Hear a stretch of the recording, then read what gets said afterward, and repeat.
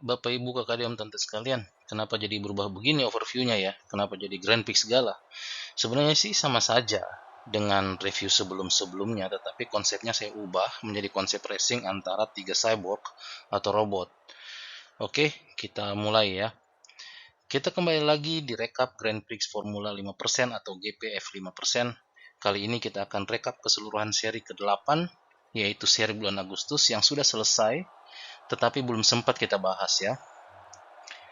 Ada 3 kontestan trading race team, yaitu dari tim OctaFX, tim FX Pro, dan tentunya tim MEFX atau Monex.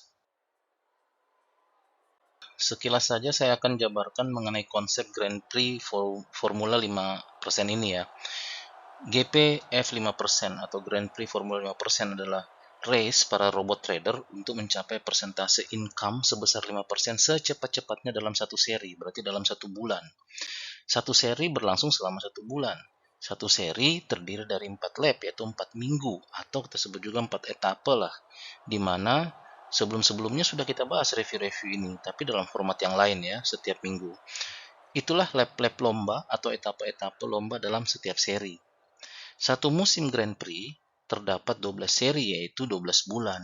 Mulainya bulan Januari sebagai seri pertama dan selesainya di bulan Desember sebagai seri ke-12. GP ini aturan mainnya ya. Misalnya sekali ikut tidak boleh mundur atau istilahnya trading di dalam trading itu tidak boleh cut loss. Jadi ini modelnya lanjut atau gagal. Jadi seperti itu ya, ini seperti deadly race gitulah. Juara setiap seri hanya ditentukan dari siapa yang paling duluan mencapai target 5% dalam satu seri. Hanya itu saja juaranya. Tetapi di samping itu ada juga pilihan mengenai best performer. Itu tidak hanya dicek dari kecepatan mencapai target 5%, tetapi juga dilihat dari drawdown-nya, jumlah maksimal open trade dalam seri tersebut, dan sebagainya. Untuk detailnya silahkan di post dulu ya. Untuk bagian ini, serulah pokoknya.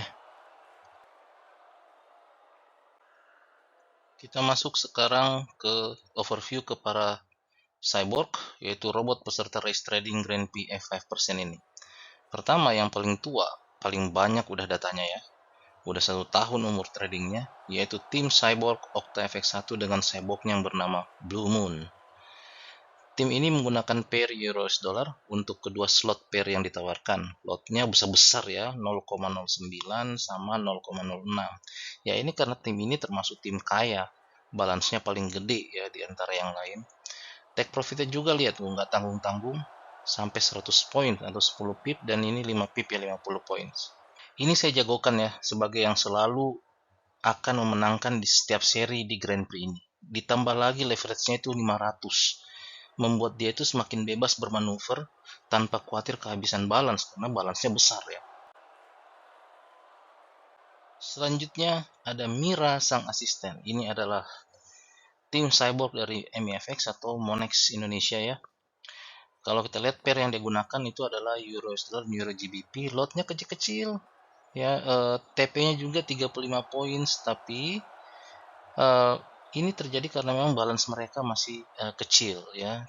Keuangannya bukanlah keuangan yang besar, timnya bukan tim besar, tapi jangan salah mereka berusaha main efisien di sini, bukan main aman dengan mengandalkan big data analitik yang canggih ya. Jadi mereka sekarang dalam proses mengumpulkan data. Kita tunggu aja nanti ketika mereka sudah bisa menerapkan secara efisien data-data mereka itu, dan kemudian investor mulai tertarik, mulai taruh dana ke mereka, dan mereka akan berkembang menjadi tim cyborg yang besar untuk trading ya. Tim Monex ini cyborgnya bernama Mira ya, dan Mira ini terkenal sekali sebagai asisten dari broker Monex, dan ternyata dia juga bisa trading. Menarik. Ya, yang terakhir adalah tim Cyborg FX Pro dengan cyborgnya yang bernama Dynamic Leverage. Nama ini berasal dari sistem penerapan leverage dari FX Pro yang tergolong unik dibandingkan dengan broker atau tim yang lain. Yang nampak-nampaknya sih sangat memperhatikan para investornya ya. Saya juga sangat tertarik dengan konsep dynamic leverage ini. Dari lotnya kita bisa perhatikan saat ini lumayan lah ya, 0,02 dan juga 0,02 untuk masing-masing pair. TP-nya juga lumayan baik, 40 poin, 50 poin. Mereka bukan miskin, tidak bukan juga tim yang kaya, tetapi mereka mencoba efisien. Saya menyamakan tim ini sebagai tim bergaya race car Jepang. Ya.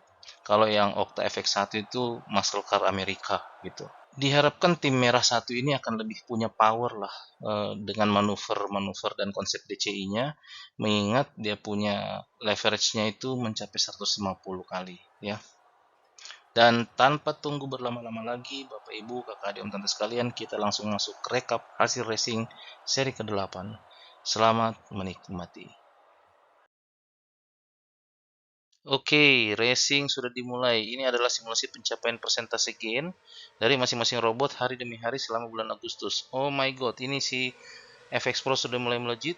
What, performanya menggila ternyata di bulan Agustus dan diikuti oleh Okta FX. Oke, sebentar lagi FX Pro sampai ke finish, sudah sampai 5% yang FX Pro.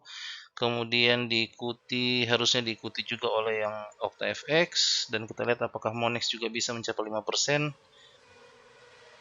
Dan ternyata tidak bisa mencapai 5% ya Bapak Ibu sekalian, dan ini sebenarnya bukan kekalahan buat Monex. Memang dia tidak qualified di seri 8, tapi data terkumpul dengan sangat baik di sini hari demi hari, dan itu penting buat mereka untuk mengolah data lagi. Jadi kita sudah ketemu ya, juaranya adalah si Dynamic Leverage dari FX Pro, dan yang did not finish atau did not qualified ini adalah Mira sang asisten. Dynamic Leverage mendapatkan gain 5% dalam kurun waktu sekitar 21 atau 22 hari. Tercepat di antara robot-robot yang lain ya. Dan kalau kita lihat itu grafik di bawahnya, itu adalah grafik pencapaian gain, dan ini semakin mengkonfirmasi kualitas dari FX Pro ini, Dynamic Leverage Cyborg ini, bahwa dia memang performanya sangat baik dan bisa mendapatkan gain sampai 8,7 ya sebulan ya dalam bulan Agustus ini. Pertanyaan selanjutnya adalah, apakah Cyborg Dynamic Leverage ini juga menjadi cyborg yang favorit ya? Itu yang akan kita cari tahu sekarang. Dan kalau kita lihat ada 3 grafik sekarang di sini yang muncul. Jadi mengacu pada ketiga chart ini, dan kita lihat pendapatan dari seri 8 ini, bahwa yang tertinggi adalah punyanya dari OctaFX, dan ini wajar ya karena dia itu kan lotnya 0,09 sama 0,06 ya, tinggi, dan juga take profitnya juga besar. Maka kalau sampai dia tidak besar, dia punya nominal pendapatan dia di dalam seri 8 ini, harusnya itu menjadi masalah, menjadi review lagi buat mereka. Nah, grafik yang selanjutnya, yaitu yang kedua, yang tengah, itu adalah resiko kegagalan atau dalam hal ini persen drawdown.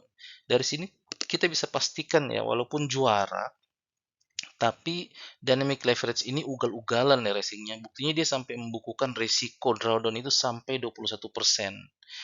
Sayangnya hal ugalan-ugalan ini juga nih terjadi juga di Monex ya. Bisa jadi karena memang settingan settingan robotnya gagal untuk mengantisipasi pergerakan pasar. Ya karena mereka memang settingan robotnya beda-beda ya. Bandingkan dengan tim Cyborg Octa FX nih yang resikonya rendah sekali ya. Wow ya, racing tim Octa FX di seri ini memang termasuk smooth ya untuk bagian resiko. Grafik terakhir yang paling bawah, yang sebelah kiri, yaitu jumlah open trade maksimal yang terbuka dalam seri 8 ini. Terlihat korelasi kuat ya antara grafik resiko drawdown dengan jumlah open trade maksimum. Ya, dan lagi-lagi kita lihat bahwa tim biru atau OctaFX mampu menunjukkan kualitas balapan yang smooth dan terarah. Jadi kesimpulannya, robot terfavorit di seri 8 ini adalah Cyborg Blue Moon dan timnya, yaitu Cyborg OctaFX 1. Benar-benar menarik ya, saya juga nggak habis pikir ini, ternyata performa FX Pro benar-benar baik. Oh iya, tentunya seri ke-9 ini sedang berlangsung, dan lap 1 sudah terjadi ya karena sudah 1 minggu, tetapi kita akan review minggu depan bersama-sama dengan lap 2 ya, itu biar informasinya lebih banyak aja. Nantikan terus review race trading para robot bersama saya, trader amatir, di channel Dream Follower. Semoga bermanfaat. Ciao.